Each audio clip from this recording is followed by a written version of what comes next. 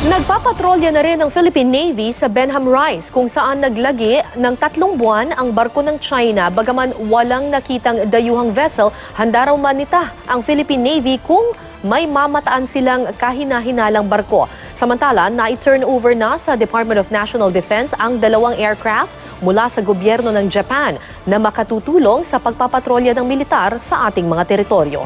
May report si Chino Gaston. Mismong mga mangingisda nagpapatotoo sa napakayamang biodiversity ng Benham Rice. Ang mga isdang nakukuha rito aabot ng 6 na tonelada kada araw. Ilang oras na trabaho yun? Ano lang po, madaling araw lang po ang ano namin dito. Ang aryahan ng lambat. Tapos, uwi na kayo mga ganitong oras.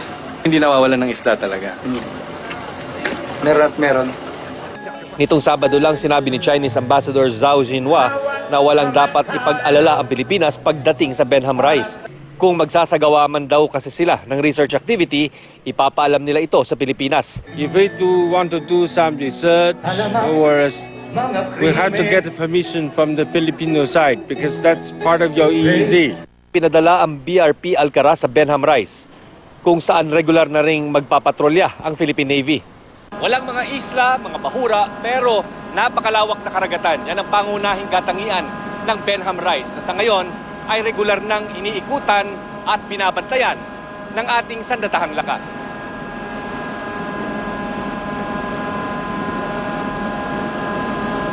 Sa pagpunta ng Navy sa Benham Rice, wala namang nakitang Chinese vessel. Pero may namataang hindi pa matukoy na uri ng aircraft. Nakita rin sa radar ng BRP Alcaraz ang isang barko. Bukod sa hindi sumasagot sa radyo, wala rin itong may pakitang watawat ng Pilipinas. Kalaunan na pag-alamang mga mangingisda pala mula Zambales ang sakay. Pero sakali man daw na barko ito ng mga dayuhan, parehong proseso ang gagawin ng Navy.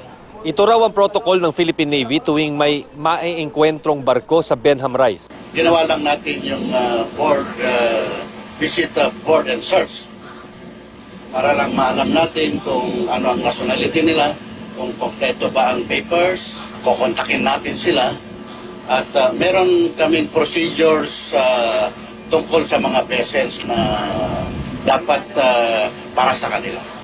Inaasahan namang makakatulong sa Navy ang 2 Beechcraft TC-90 plane mula sa Japan na na-turn over nila sa Department of National Defense. Sabi ng Navy, malaking tulong ang mga ito sa kanilang air assets na ginagamit sa iba't ibang military at humanitarian assistance and disaster response missions. Ang tanong, magamit din kaya ito sa pagbabantay sa Benham Rice?